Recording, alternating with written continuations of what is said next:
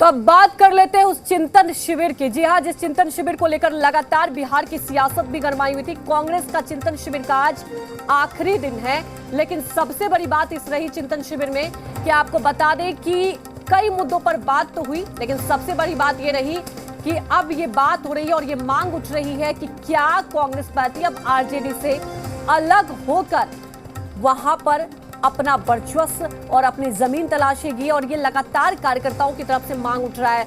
सबसे बड़ी बात आपको ये बता दें कि देखिए, पिछले कुछ दिनों से महागठबंधन में आप बात करें, आरजेडी और कांग्रेस के बीच सब कुछ ठीक नहीं चल रहा, और ये बात बार बार हो रहा है कि कांग्रेस पार्टी कब तक पिछलग्गू पार्टी बनकर रहेगी। कांग्रेस पार्टी की बात करें तो सबसे बड़ी पार्टी है देश की, और बिहार में जो मौजूदा स्थिति है और पिछले कई सालों से कांग्रेस अपनी जमीन तलाशने की कोशिश कर रही है।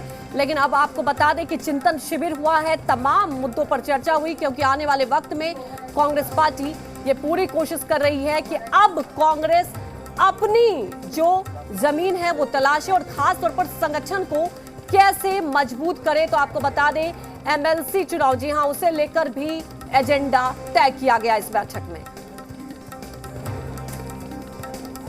तो वहीं से लेकर सियासी गलियारों में क्या कुछ कहा जा रहा है, ये वो भी सुन लेते हैं। देखिए, चिंतन शिविर आज भी प्रारंभ है। चिंतन शिविर में क्या निर्णय हुआ वो आज शाम के बाद सबको पता चलेगा, प्रेस ब्रीफिंग होगी, सबको बताया जाएगा। लेकिन भारतीय जनता पार्टी को कांग्रेस पार्टी पे टिप्पणी करने का अधिकार नहीं है। अगर कांग्रेस आरजेडी के साथ रहा तो निश्चित तौर पे बिहार में हमसे सदन में संख्या उनकी अधिक थी, लेकिन आज तक भारतीय जनता पार्टी ने क्या किया? नीतीश कुमार के पिछलग्गू के अलावा कुछ किए क्या?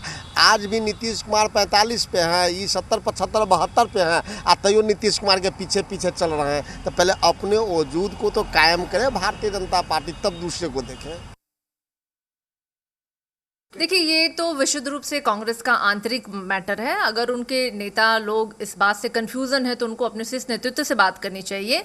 लेकिन हाँ, एक बात ज़रूर है कि महागठबंधन के कांग्रेस जो हिस्सा हैं, और आपने देखा होगा कि राष्ट्रीय जनता दल ने महागठबंधन में उनको अपार जो रिस्पेक्ट देना था वो दिया भी उन्होंने, और इसके सम्मान स्वरूप ही उन्होंने उनको 70 सीटें भी दी।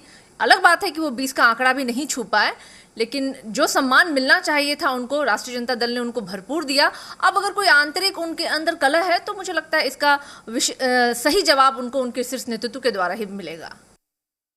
देखिए, कांग्रेस पार्टी के इस तरह के प्रस्ताव से साफ दिखता है कि ये लोग कितने कंफ्यूज्ड हैं और इनकी स्थिति कितनी दयनीय हो चुकी है। इनके पास पॉलिटिकल रीढ़ की हड्डी गायब हो चुकी है। ये लोग अपना स्टैंड भी निर्धारित नहीं कर पा रहे हैं। राष्ट्रीय पार्टी होने की बात करते हैं और दूसरी तरफ राष्ट्रीय जनता दल के पिछलग्गू बने फिर रहे हैं। और ये अगर ये लोग सचमुच सांगठनिक पार्टी होते, अगर सचमुच इनके अंदर दम होता, तो ये लोग अपना स्टैंड लेते। इस तरह से राजद के पिछलग्गू बने नहीं फिरते। ये प्रस्ताव किसको देंगे? वो अपने शीर्ष नेतृत्व को देंगे।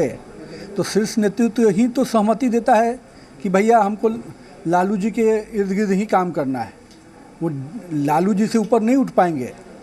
कांग्रेस उन्हीं के बैसाखी से चलती है, इसलिए चाहे लालू जी के पास नतमस्तक होना पड़े या तेजस्वी यादव को, कांग्रेस को ऐसे ही चलने की आदत है और कांग्रेस ऐसे ही चलेगी।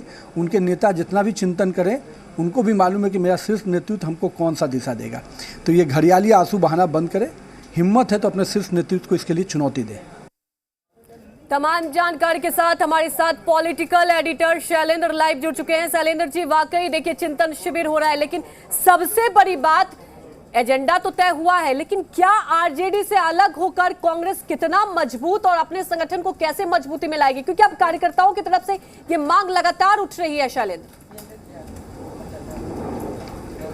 जी बिल्कुल अंजलि, मांग उठ रही है, और चूंकि हम उसका एक तरह से कहें कि गवाह भी रहे कि कल जिस तरह से बैठक हुई और जिस तरह से शुरू से ही, चाहे उद्घाटन सत्र रहा हो, चाहे चिंतन का सत्र रहा हो, चाहे अब समप का सत्र जो चल रहा है उसमें हो, लगातार यही कहें कि कांग्रेस नेताओं में एक बड़ा तबका है। हालांकि जो कुछ नेता हैं वो नहीं चाहते हैं कि राजद के साथ कोई कन्फ्रंटेशन हो, क्योंकि उनका ये साफ तौर पर कहना है कि अगर बीजेपी के खिलाफ हमको लड़ना है तो कोई न कोई साथी तो चाहिए, और उसमें सबसे बड़ा साथी साथी राजद है।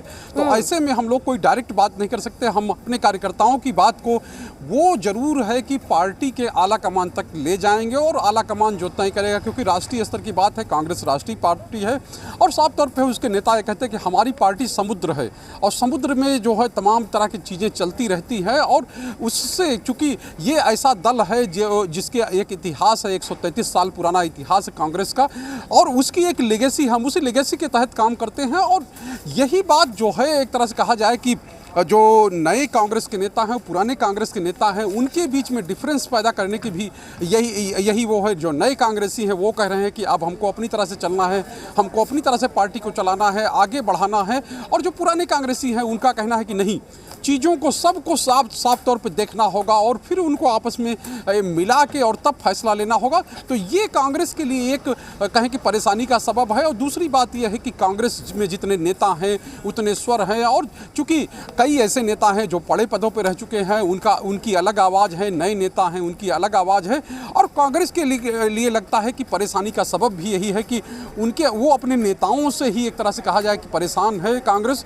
और वो जो कहते हैं वो होता नहीं है और वो जो करते हैं वो भी नहीं होता है। करता वही है, होता वही है जो कांग्रेस का नेतृत्व चाहता है। और जाहिर सी बात है कि इस बीच में तमाम तरह के चाहे चिंतन शिविर हों, चाहे और तरह के शिविर हों, वो होते रहते हैं, उनमें बातें उठती रहती हैं, लेकिन उनका कोई और छोर होता नहीं है। क्योंकि जिस तरह से हम लोगों ने देखा है, ये कोई पहली बार नहीं है कि राजद से अलग होने के और अलग होकर चुनाव लड़ने की बात कही गई। कल वहाँ पर जो है अनिल शर्मा है, पूर्व जो पीसीसी के यानी प्रदेश कांग्रेस कमेटी के अध्यक्ष हैं, उनका कहना था कि पहले हमारा वोट कुछ परसेंटेज था, 4% के आसपास था, लेकिन हमने अकेले चुनाव लड़ा तो हम 15% वोट ले आए। और ये कांग्रेस के लिए एक प्रयोग और एक देखने वाली बात है। हालांकि उसी दौरान उनको अपना पद भी खोना पड़ा था और अब मुखर होकर राजद के खिलाफ बोलते हैं। लेकिन अभी जो कांग्रेस का वर्तमान नेतृत्व है, प्रदेश नेतृत्व है या कई प्रदेश में जो बड़े नेता हैं, वो बिल्कुल भी राजद के साथ कुछ ऐसा नहीं चाहते हैं ताकि आने वाले समय में कोई समझौता करने में, कोई आगे बढ़ने में समस्या हो। और दूसरी बात एक और है, अभी जिस तरह से एमएलसी चुनाव हो रहा है उसको लेकर पार्टी में एक बड़ा कहें कि एक बड़ा डिफरेंसेस है। और पार्टी के तमाम नेता ये चाहते हैं कि माले के साथ मिलकर हम लोग एक कैंडिडेट खड़ा करें और जो वाम दल हैं और कांग्रेस अगर मिलते हैं तो 35 सीट होती है, 35 सीट विधानसभा की है और एक प्रत्याशी को जिताने के लिए वो काफ़ी है। और वो एक संदेश देना चाहते हैं राजद को कि अगर हम लोग मिल जाते हैं वाम दलों के साथ, चूंकि वाम दलों को वाम दल के नेता कह रहे हैं कि राजद ने वादा खिलाफी की है, हमसे बात तक नहीं की और प्रत्याशी घोषित कर दिया है। और जबकि कांग्रेस के साथ ये स्थिति नहीं। कांग्रेस चूंकि पिछले जो 2 चुनाव हुए, चाहे एमएलसी का चुनाव हो, चाहे उपचुनाव हो विधानसभा के, उनमें राजद से अलग रही है। तो ऐसे में कांग्रेस एक दबाव बनाने की भी रणनीति पे चल रही है कि हम एमएलसी के चुनाव के सहारे ही, लेकिन राजद ने जो तीसरा प्रत्याशी दिया है उसको हम सबक सिखाएं और अपनी ताकत को यहाँ पर बिहार में दिखाएं कि हाँ, हम भी कुछ हैं और हमारी भी कोई हैसियत है और हम कुछ राजनीतिक प्रभाव डाल सकते हैं।